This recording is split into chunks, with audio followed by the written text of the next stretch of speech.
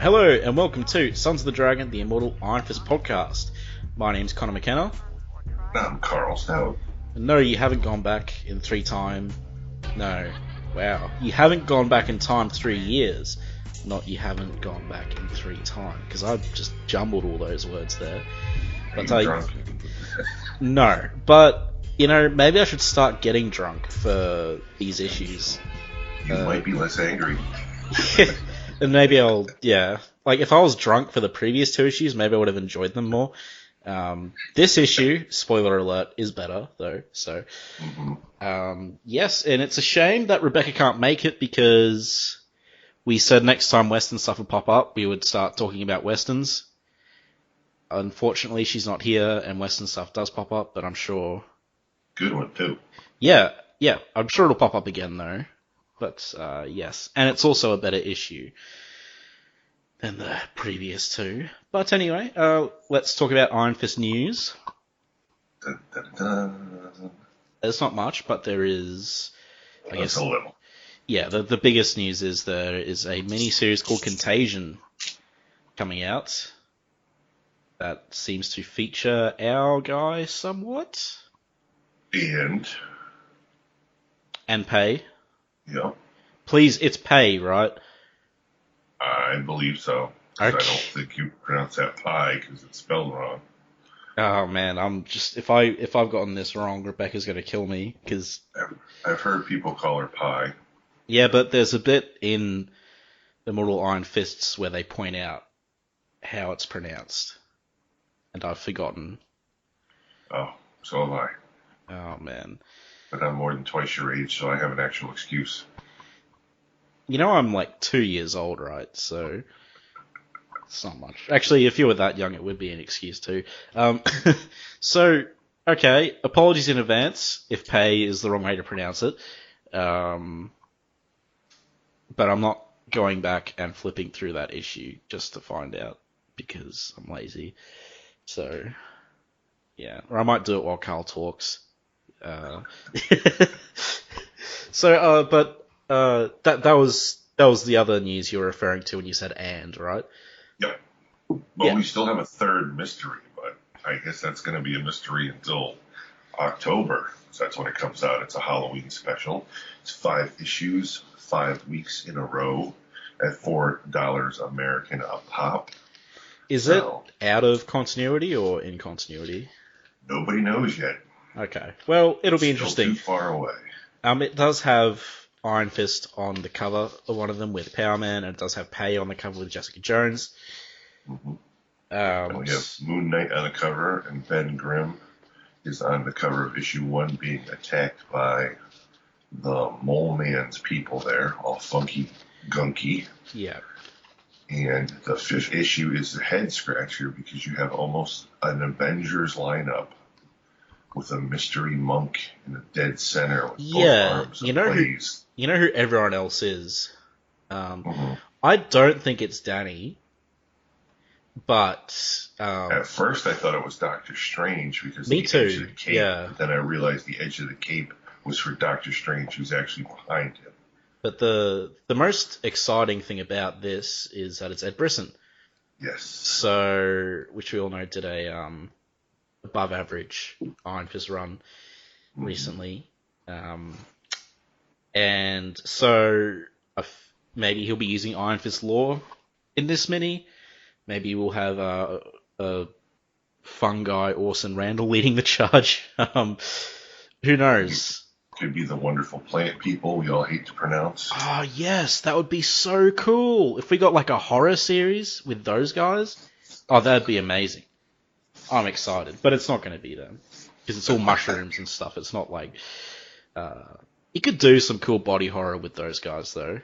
Oh yeah, which we won't. Yeah. Apparently, there is a character with that name. What name? Hierolithy. No. What's the name of the series called? Contagion. There's a hero or a villain. I don't know who he is. He's only made a couple appearances if you Google it. And I thought originally that could be the monk, but then I found out that the guy's Mexican, so I don't know. Probably a coincidence. I'm like, I don't think that a Mexican character would be dressing like a Shaolin monk.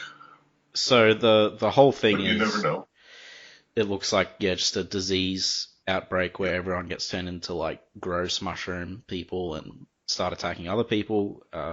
Don't know how much Iron Fist is going to be in it. So because we don't know much about it, so it's like we have the first three covers, which is Jessica, Pay, Luke, Danny, and the Thing. Are they going to be our like core team here, or are they going to get corrupted in their issues? If you know what I mean. Like it'll show the fight from their perspective, and then at the end they'll get turned into a mushroom person. Right. I'm not sure how like that would happen to Ben Issue Grimm. But 4 with Moon Knight.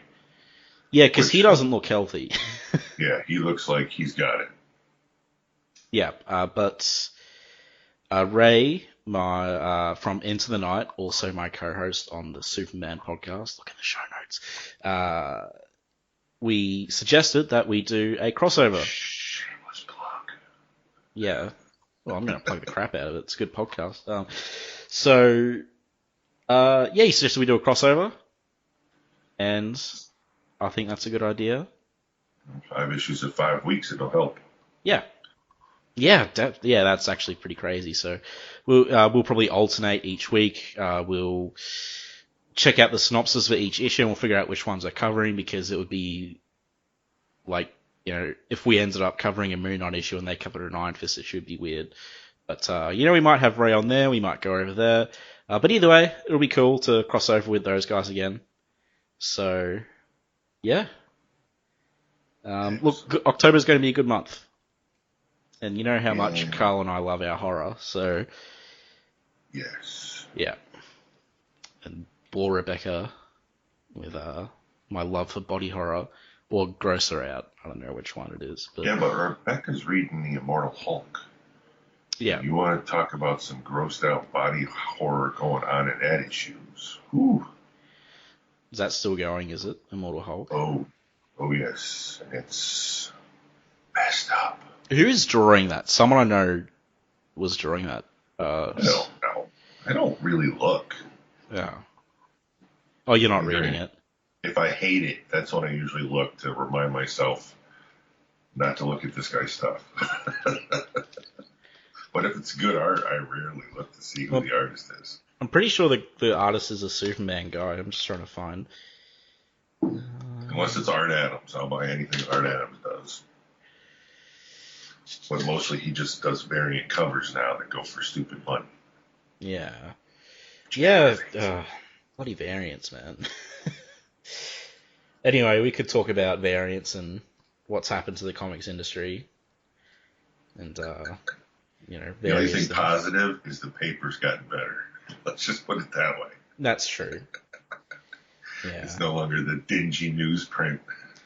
So, Carl's been away for a while. Now, did you have any thoughts on our past couple episodes, Karl? You wanted to chime in, or? No. Yeah? I think you're pretty dead on. All right. Yeah, the last two were, almost Shang-Chi issues. Yeah. There's only 4,000 words in this issue. So, yeah, I think we mentioned before on the podcast, if we get fatigued, we might break it up with some Chris Claremont, Deadly Hands of Kung Fu featuring Iron Fist, because there's a trade paperback of that out now. Go get it. Yes. Yeah. Again, if you live in the United States, I strongly suggest... Christ, I'm totally blanking on the webpage. In stock trades. Yes, instocktrades.com. Awesome if you're in America. Terrible if not. Well, the problem is the freaking shipping. It's the shipping. And the American dollar is so strong compared to our meek Australian dollar.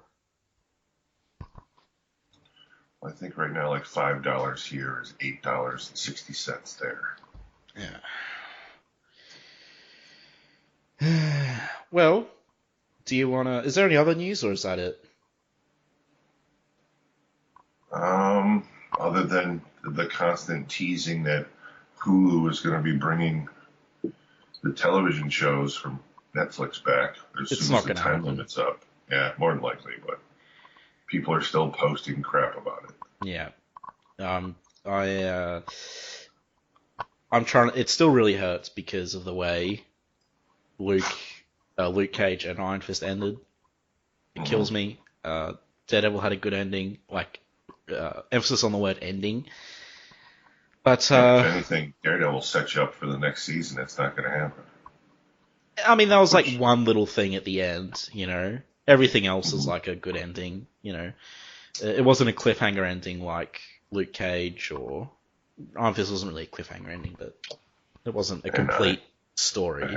have to admit, I still have not watched season 2 of Punisher or 2 and 3 of Jessica Jones. Exact same boat as you.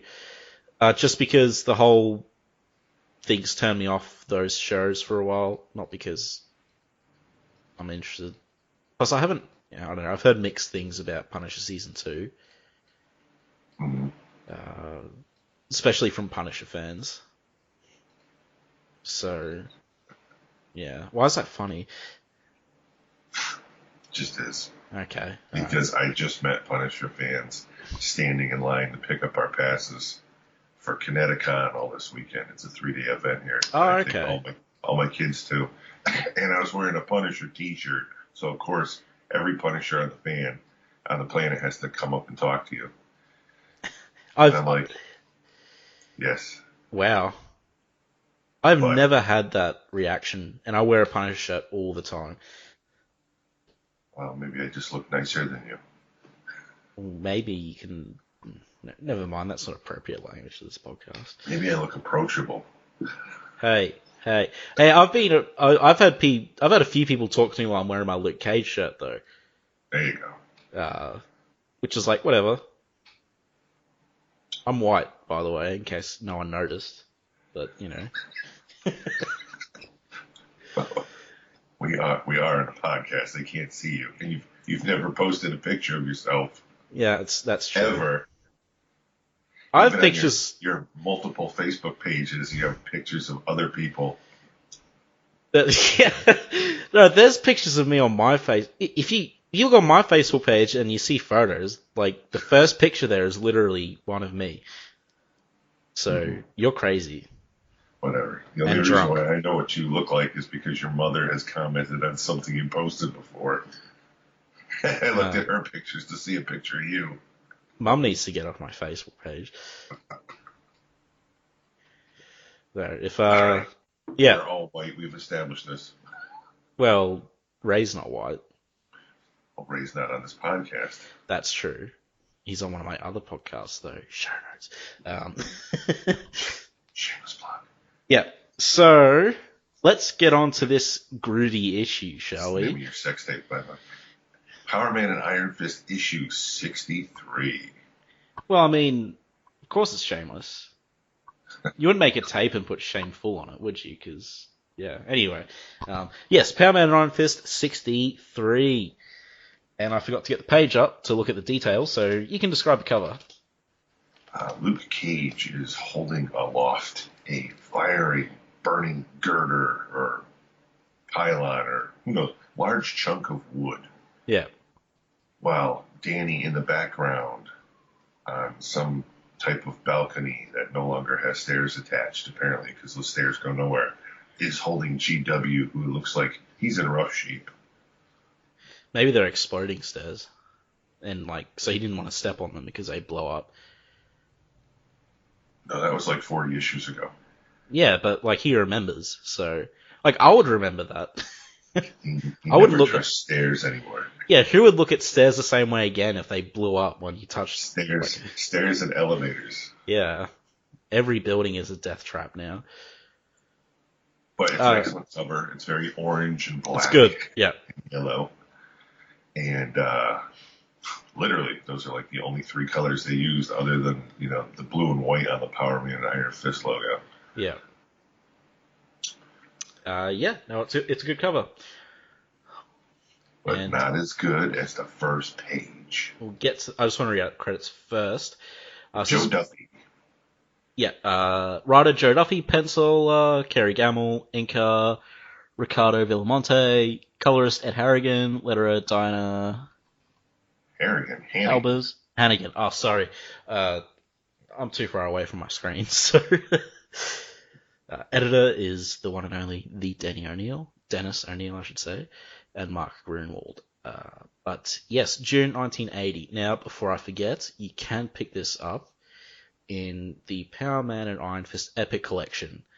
That is your best and cheapest bet. Mm-hmm. I'm pretty sure it's Volume 1. Oh, definitely. Yeah. I guess it just feels like we've covered hundreds of issues, but we haven't actually covered that many issues of this run. But yes, now let's get to the first page. So, Luck and Death. So we have a big spread, cool spread of page. Luke's just looks like he's had this big fight in this casino. It's trashed. And unfortunately, the story isn't set in a casino, because that would be awesome, but, you know. So... first 2 pages are. Well, yeah, but, like, not the whole story. But there's a pretty cool fight here. Luke's just fighting all these goons, and they have super bullets or something. What do they call it in the show? Judas bullets? Oh, lame. Yeah. So he's fighting them. The scroll technology or whatever. Oh god, I forgot they tied it in like that. Yeah, it was tied in with the first Avengers movie with the tech that was left over that people were collecting. Honestly, like, the less they tie in with those movies, the better, in my opinion. Just because they just don't. I don't think they fit well together at all. I couldn't really argue with you on that. Because you agree, or? Well, I think literally, like, it should have been mentioned, and that's about it. And, like, if you're not going to tie it in at all, like, you're not going to have crossovers, you're not going to have guest appearances, like, mention the event, and that's it. Yeah. Yeah. This is really cool, though. Luke uses the roulette table as a projectile. He, like, bowls them over. Which is fun. Art's good, you know, it's solid.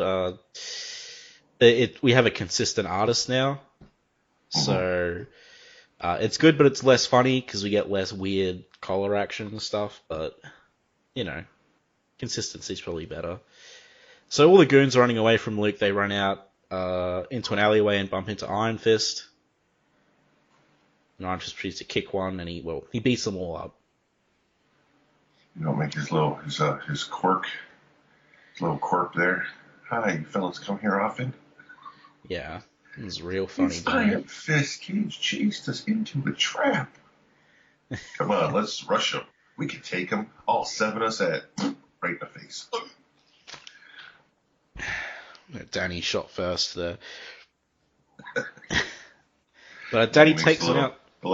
A little information that I've spent 10 years in the city learning martial arts as a way of life. Yeah, we get that this issue. That crime doesn't pay. Wow, that's not cliche at all. But it is decent fight that he does in the one page. Oh, yeah, it is. And I like when he kicks the trash can. Headlocking and yeah. Double kick, and yes, he kicks a trash can onto the guy running away and takes him out. It's good fight choreography, but it's not the best. We've had better. And of course, Luke ruins his shirt because it's. Yeah, Luke ruins his shirt again, like he did last issue, the issue before. Well, the issue before is but anyway, the last story he ruined his shirt. So he couldn't swing by to see Reed Richards and have him make him a shirt. Like, are these shirts? I mean, I get, but sometimes they get torn when not that much happens. It's like, what are they made out of? Just. I'm gonna guess plain old normal for the time being. I'm gonna say polyester, which actually is pretty tough. So we get to the bad guy's lair. Well, first he says I counted 9 in the club that they were breaking up for illegal gambling, and now they only got 8, so one did slip away. It's good you're here, because my brain doesn't care enough for some details. But yeah, they're just minnows. We're really after the sharks who hired them. So these guys are all from, well, they're connected to like a previous Power Man story? You probably know. Heroes for Hire number 11, apparently, and also they Yeah. popped up in 56, and believe it or not, in Captain America 224. Yeah. So these guys are literally jobbers. Yeah. They pop up in various issues just to get beat up. And, I guess I kind of just thought about it a bit. You sound like all the heroes really crossed over with each other a lot more. Mm-hmm. Well, I guess there was no... Everyone kind of went to street level sometimes, if that makes sense. You wouldn't really see that now, where like the core Avengers are up on this global level. And, To be completely honest, Power Man and Iron Fist didn't cross over as much as everyone else. I mean, Spider-Man and right. Hulk went everywhere. I The mean, Thing. literally everywhere. And the Thing, too. Those guys were everywhere, everything. There was never a month that went by, probably, where they weren't in at least one other book besides their core book. Mm. And I mean, Power Man and Iron Fist through this run, you can probably count on two hands how many issues they branched off onto. I remember they were in Daredevil, Frank Miller's run. They did Daredevil, they did Romp, they did Dazzler, they did the X-Men. Oh yeah, Rom. Rom's not in the Epic collections, by the way. Yep, because Marvel no longer has the rights, unfortunately. So they give you like a text description of what happened, just so you don't miss out on stuff, which is pretty neat. Instead of just omitting the issues completely. And again, the ROM X-Men crossover scared the crap out of me when I was a kid. Because it's straight up Christmas horror.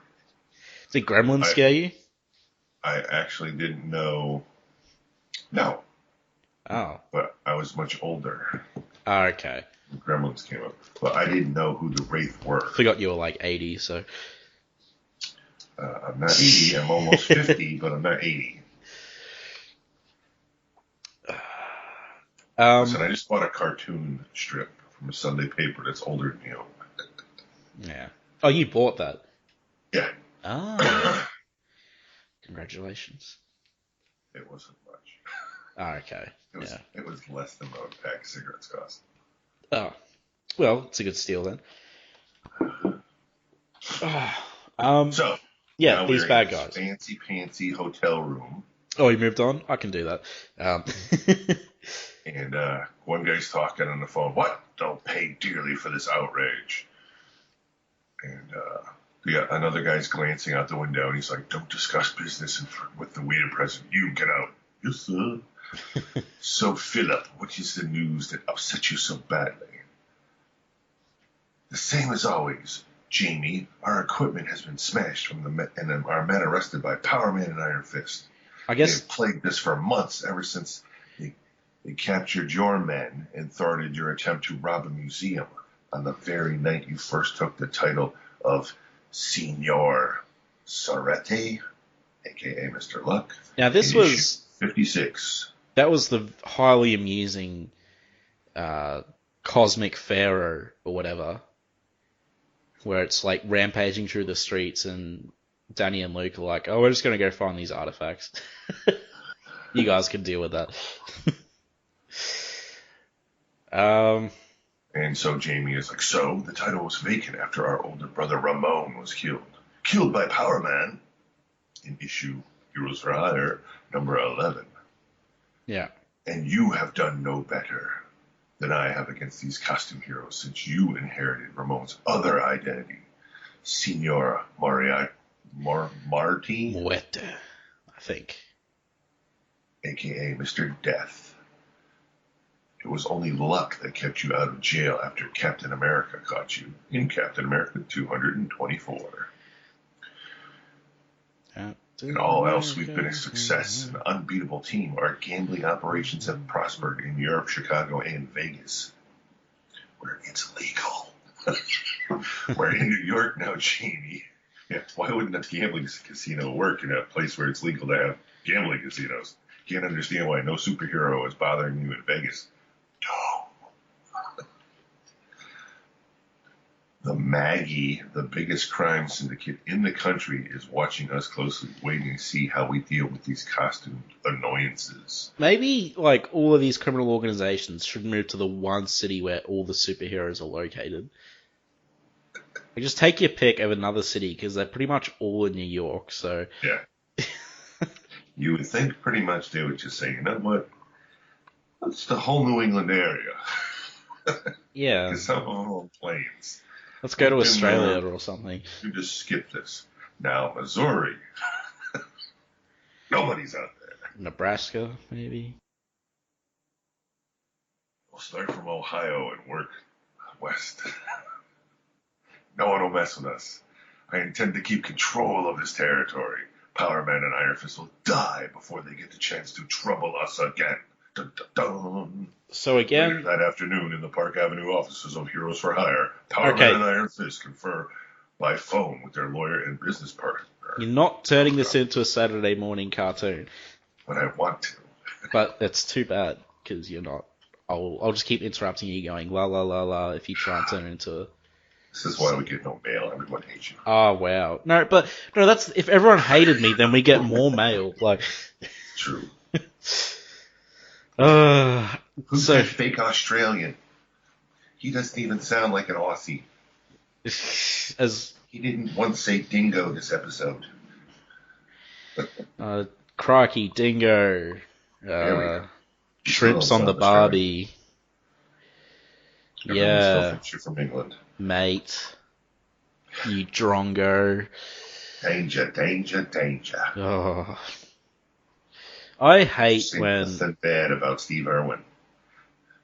Hey, don't you dare. I hate when Australians are in comics, especially from this era, because it's just awful. Like, everyone's... Yeah. And they all wear the same hat. They all say the same thing. Anyway, they all wear the same hat. They have the same vest. They all need to put shrimp on the barbie. I can't wait till they make a new superhero that's not from New York, but whatever. I mean, yeah, DC, most of them are from, like, America, but at least they're different cities. Mm-hmm. So, what is in the water? In New York City, all these superheroes are popping up, in the New York, for anyone who does not live in the United States that is listening to our podcast, New York is tiny. New York City, rather, is a very tiny area. Tiny. Tiny, tiny, tiny. It's packed, don't get me wrong. It is filled to the brim with people. Really expensive. Yes, and it's very expensive to live there. But it is not a large area. Now, upstate New York, which is kind of hysterical, that's like rural country almost. Wow. But the New York City area is just asphalt and concrete, but it's not large. And sooner or later it will fall into the ocean, but that's another point. Ooh. Where will the Marvel heroes go then? I don't know. They'll all live on boats. Underwater in New York City. It's the new Atlantis. They'll just make New York too. Well, they'll do Futurama, and they'll just build New York on top of... Instead of taxis, they'll just have gondolas. Alright, so... Iron Fist is like, we're no closer to the leaders than when we started. And what? Hogarth is like, give yourself time, dear boy. I have faith in you. What was that Iron Fist voice? I don't know. Alright, well, let's... I don't want to read this out like a play, because I'll get really bored, so... Just look at Hogarth's staff. Yeah, that's right. What is going on there? He's like a Bond villain or something. Is he about to shoot the Addicted to Love video? The lights are out, but you're not home. I don't know, yeah, he's pretty weird. What was the last time he showed up, I think, was Immortal, wasn't it? I'm pretty sure, yeah. Yeah. But Luke's being surly because Jaren's passing on that the Treasury Department has passed on their compliments, and Luke's like, I'm doing this for the pay. They can keep their compliments. And they promise not to mess with them as well. Because, as Luke's pointing out, he's an ex-con, so he has a chip on his shoulder. Which is understandable considering he was framed. Or was he? Dun, dun, dun. But wouldn't that be a twist? Turns out Luke was, like... So, I'm guessing you didn't read the miniseries done by Richard Corbin called Cage. Wait, are you serious? Yes, I am. So So, did that retcon it so that he wasn't framed? Well, let me just put it this way. He was framed, but with what they say in that episode or miniseries, he should pretty much still be in jail. Yeah. Oh, because he's done other stuff, or? Alright. So for the next 30 seconds, you're going to want to skip ahead if you don't want to hear a summary of what kind of happens that on something I've read probably 12 years ago, so I might be a little fuzzy on the details. So skip ahead now. So if what I remember correctly is in the miniseries, yes, he gets framed, he goes to jail, but what it turns out was not only was what's-his-face trying to frame him, he was using like his own cousin to do the framing, and his cousin also wanted to get with Luke Cage's fiance. So the cousin is the one who actually did the actual framing for what's-his-face. What the hell was the villain's name? Diamondback. Yeah. So and then proceeded to get with Luke Cage's fiance, and like, I can't remember if he knocked her up, married her, or whatever. But Luke Cage in turn basically calls a hit on the guy while he's in jail. So Luke has the dude, his own relative, killed. Oh. If I remember correctly. Well, it's fair enough, I guess. All right, now you can come back and you won't ruin anything from an odd Richard Corbin 4 or 5 issue miniseries from 12 or so years ago. Yeah. So, yeah, they head out because they're going to go get a pizza. And they make a note about how there's no 13th floor. It just goes 12 to 14 because 13's unlucky. And Jenny's like, is that... But we're literally on our 13th floor. Is that number supposed to fool? And, they cut her off. They're getting... Well, Luke wants to get pizza, but Danny's got to meet his sparring partner for practice. And Luke's like, practice? All you ever do is practice. The way you act, you think they give prizes for practicing. Luke, you can't stop practicing. Right. Otherwise you stop being good. It's like, yeah, he's like, what are you practicing for? It's like, I don't know, the constant crime fighting we do every day. So then we have a page of deep thought with Danny Rand. We get his whole origin recap. In one page. Yeah, which is like, okay, so do we have Kunlun content coming up in the next few issues? Which is why they're giving us a primer on it. Well, technically it's 2 pages. There's aspects of this issue of this flashback that will come into play later, namely treading softly. Danny practicing to move as lightly as a falling leaf, because he's walking on, what is it called? The rice paper. Yeah, he's walking on rice paper, but he can't break any of it. He just has to walk that softly. So that will come into play later. But it's a cool flashback montage. The King Serpent. I like when that's referenced. Did you catch the Bruce Lee reference in that page? No, where is it? It's the tracksuit Danny's wearing. That's not a Bruce Lee reference, is it? That's pretty much the tracksuit Bruce Lee is wearing in the... You mean Game of Death? No. It was a one-shot TV appearance with the guy who used to do the Westerns. Jump Street? No, that was. No, I don't know what it is because I haven't seen it. But Bruce Lee makes an appearance on a TV show as a martial art instructor. Okay, and he's wearing that, is he? He's pretty much wearing that jumpsuit that Danny is wearing in those few panels. I don't know if Danny's new costume is a Bruce Lee reference. Yes. Pretty much, anyway. Just inverse Game of Death with a collar. Collar and a dragon, I should say. I watched Game of Death for the first time recently, actually. I'm sorry. Yeah, thank you, because it was just like... Oh my god. The cardboard cutout of his face on the mirror. Yeah, that's awesome. Like you showing remember, his... He died before they finished it, so... Yeah, I know, but it was so distasteful. Like, the worst part was when they had his actual dead body in a coffin used in the movie, which they didn't need to do at all. Like, but that being said, it was more entertaining than it had any right to be. So, you know. But yeah, the guy is so obviously not Bruce Lee. Fights are good. But yeah, it's the worst Bruce Lee movie, unfortunately. Anyway, that Bruce Lee tangent out of the way. Or we can keep going. But if this is a live chat, listeners could vote like yes or no, but it's not. So, back to this. Cool training montage. And he's just... Montage. Yeah, he's just, blah, blah, blah. How empty. The immortal life felt so empty. Yada, yada.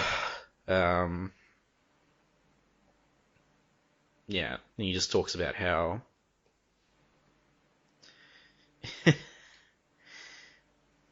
Oh, you're right. That's cool. And I'm sorry, I believe it is a movie. And the guy he's training in the movie where he shows up is blind. Huh.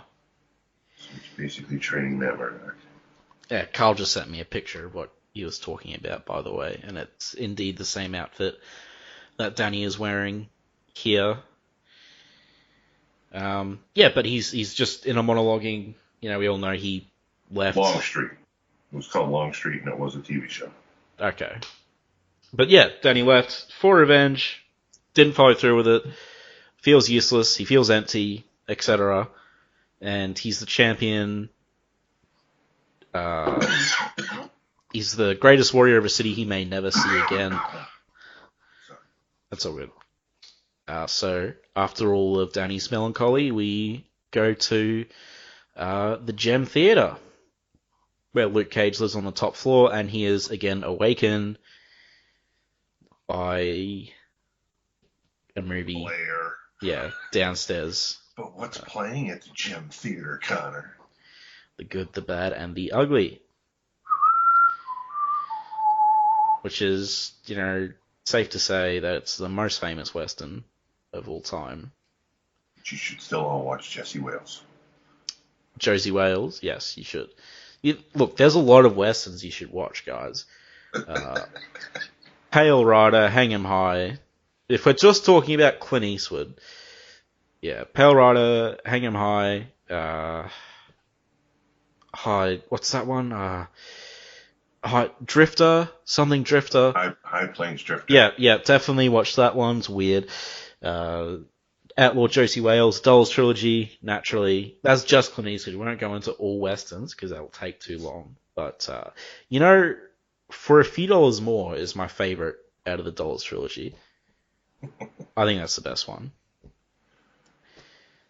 Because Lee Van Cleef is awesome in that. He's the master. Yeah. You know what I'm referring to, right? Doctor Who? No. No. Lee Van Cleef was never in Doctor Who. Wasn't he? I'm getting that completely mixed up. Yeah. Why? What are you referring to? Lee Van Cleef was The Master, which was a super cheesy, and I mean cheesy, ninja television show that went, I think, a season and a half. Yeah. I think I know what you're talking about. He was the Ninja Master, which was hysterical because Yeah. he's this little skinny old man with a pot gut, Yet when the ninja costume comes on, he's perfectly fit. Yeah. It's like the Black Power Ranger growing back a finger.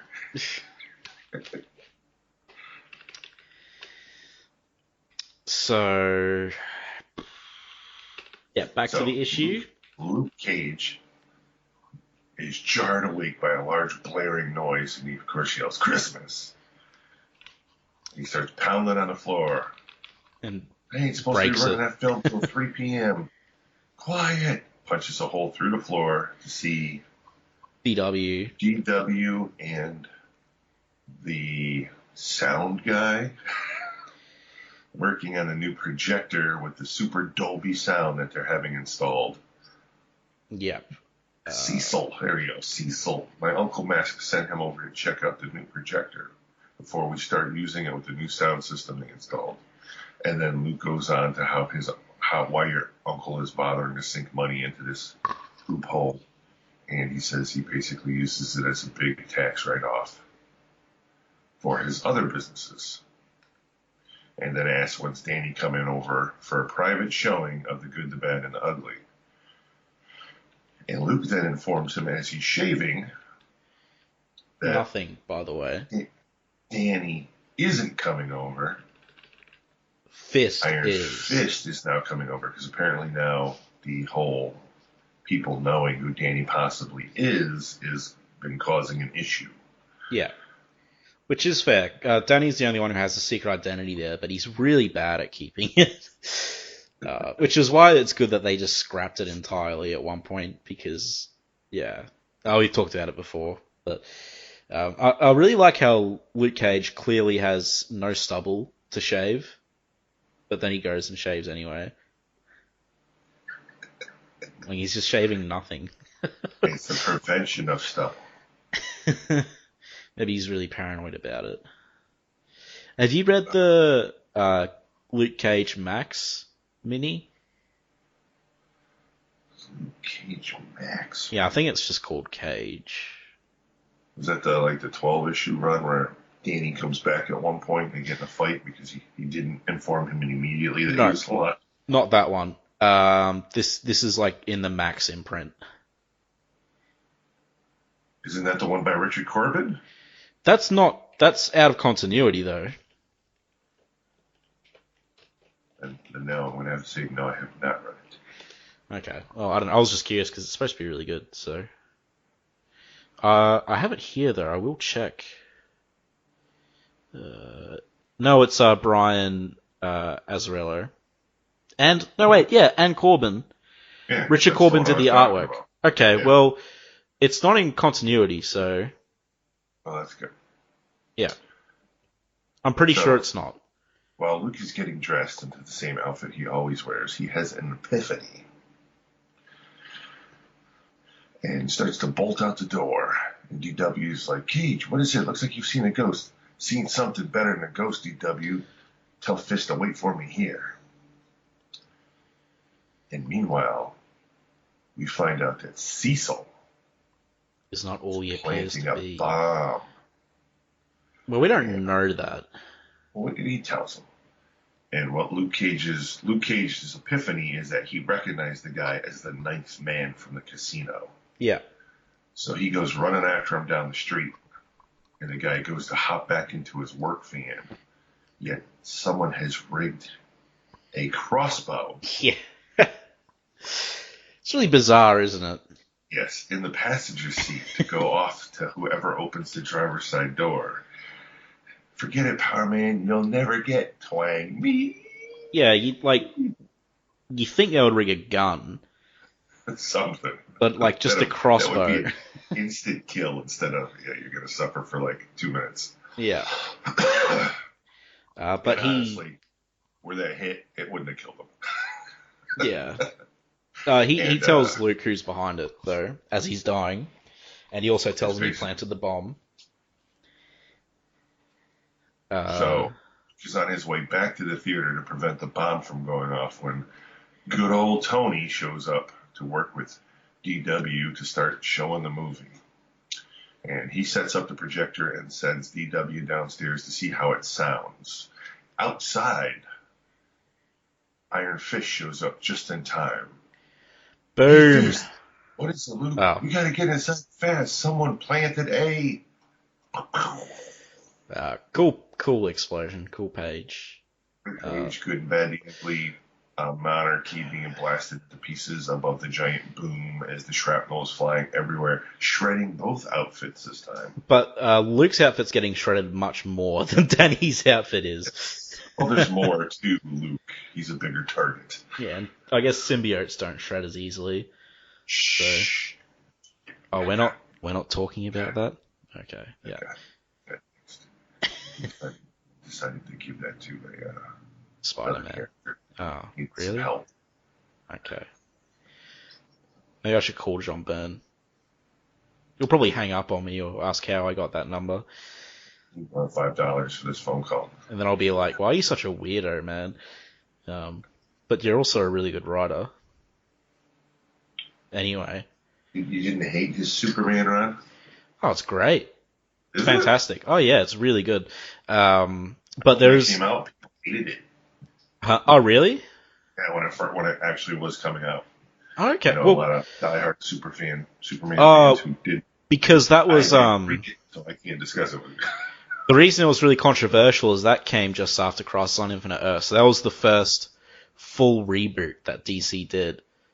Well, there you And go. John Byrne was writing the rebooted Superman, so obviously people who are attached to the old version are like, what is this crap? But these days it's maybe not the run itself, but like the Man of Steel miniseries that he did is regarded as like a classic and his definitive origin, kind of like Frank Miller's Batman Year One. Yep. So yeah, I will tell you a funny story about that after the episode though, because you'll find it pretty funny. Just John Byrne creepy weirdness. But anyway, so the explosion goes off. And they rip it into the thing, and they're trying to look, and basically Luke is like yelling for DW because he knows DW's in there. Yeah. And the whole theater's a giant inferno. And Danny spots DW, who's again like the cover up on a like balcony with a set of stairs, and it's about to come down. So Luke, who cannot really feel the fire, uses his own body to brace the pillars that are holding up the balcony. And now Danny has to go up the stairs that are also badly damaged and also on fire. And this is where we have like almost a little flashback to the rice paper training from earlier, where light as a feather, even though he then proceeds to jump over some flames, which would require maximum pressure on the floorboards, but we won't get into that. He leaps over the flames, he gets to DW, he gets him up in the air. Luke's doing his best to hold up the whole thing, but it is starting to go. But Danny does get DW. Danny actually throws DW to Luke. Yeah. Luke catches DW just as the balcony gives way, and Danny actually jumps to safety. And then several hours later, they're in the emergency room. It's actually the whole fire sequence. It is actually a really cool sequence. Yes. Even as it's like they're just rescuing someone from a fire, which some people like Ray consider mundane. But it's really awesome here how they tied into Danny's training from earlier and how Luke's holding up the beam. You know, they're using teamwork against an impossible situation because they don't have, they're not like Spider-Man. They can't just swing up there and... Right, and they're talking to each other this whole time. Yeah. Through planning this out and, giving each other, advice and whatnot. This is where we kind of see Duffy finally get into the groove. I would agree. Yeah. She does hit her niche, and this is the start of it. I'm going to say where those first 5-6 issues she did, they're kind of tough. I mean, they're not horrible, but the fluidity between the characters is a little rough there, and this is where it starts really to hit its mark, where it just goes better, it flows better. Yeah, this is because what she did, like 25, 26 issues. I think she was the longest run on Writers. Yeah, I'm pretty sure she was the longest. But so now they're in the emergency room. DW has some bad burns, some broken ribs, and lungs full of smoke. But they do say he will make it. However, Tony, the projectionist, did not make it. Yeah. They found what was left of him. And he had, like, a family as well. And Luke's very, very cross. Well, Danny spoke with Max Griffith, who apparently is DW's uncle, who owns the theater, and he's going to pay them for saving his nephew. And, of course, Luke makes the comment that it's just another tax write-off and to give all the money to Tony's wife and 3 kids because they need it more than what we do. Yeah. And we get a pretty cool last panel of Luke saying they're going to regret when they were ever born. It's just close up of Luke's eyes, and next, the last gamble. So, you know. Good issue. Started off a bit slow, but I think it picked up once we got past, like, the bad guys kind of doing their monologuing and stuff. Because if Power Man and Iron Fist has anything, it's not, like, great villains. Like, again, street level. You can't say street level, though, because Spider-Man and Batman have the best rogue galleries in comics, and they're both street level. So... Yeah, but those were the companies make books. This is not a make book okay. by any chance. So I will give you that. Yes, they're not going to get the power writers, the power artists. This is just money in the bank, is all this book was, unfortunately. But either way, Danny and Luke's dynamic is really good in this book. I really liked how they worked as a team, but it wasn't in a fist fight. It was a really well thought out sequence. The fire rescue. So, yeah, I enjoyed this. It had both of them using their strengths, abilities, and it was... Danny did not use the Iron Fist? Yes, he didn't. Because he didn't need to defend his TV show.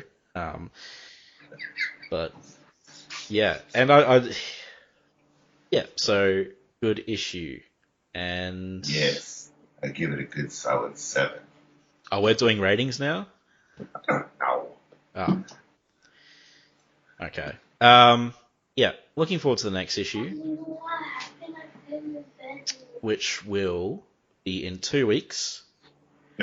So be sure to send us mail and stuff if you have any feedback. If you have none, then it's fine. We'll just keep on trucking. Yeah.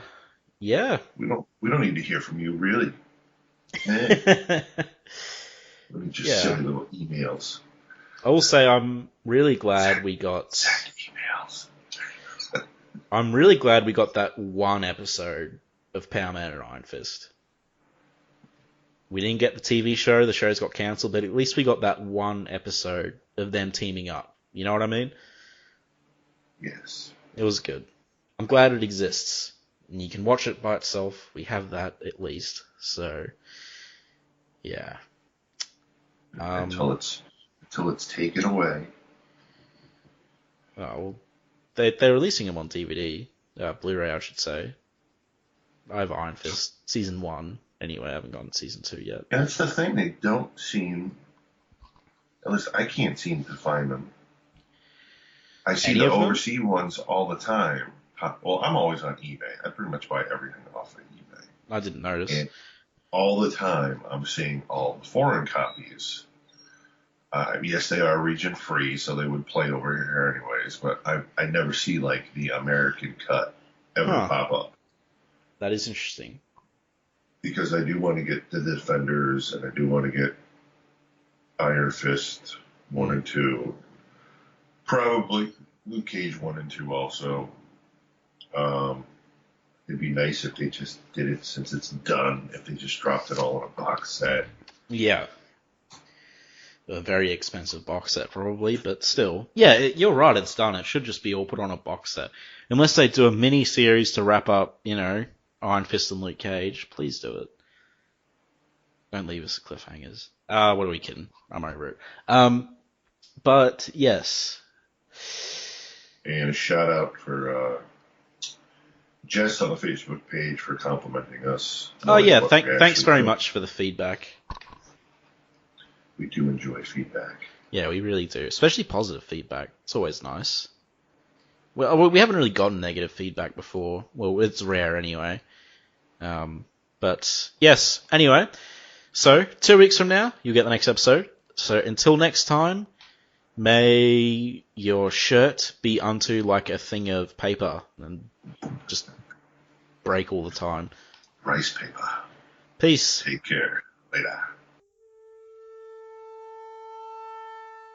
Iron Fist and all other characters in these comics are properties of Marvel and Disney.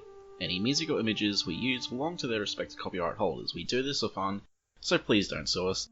You can contact us at sonsofthedragonpodcast@gmail.com. Just send us mail, comments, thoughts, anything you want really. It doesn't even have to be related to Iron Fist. If you don't want it read on the air though, make sure you mention that. You can also find us on Facebook, the Immortal Iron Fist Podcast, Sons of the Dragon. Our Twitter, at Iron Fist Podcast. Our SoundCloud, soundcloud.com/Sons of the Dragon, hyphens where the spaces are. Our YouTube, Connor and Karl. Just search Iron Fist Podcast and you'll find us real quick. We are also on iTunes.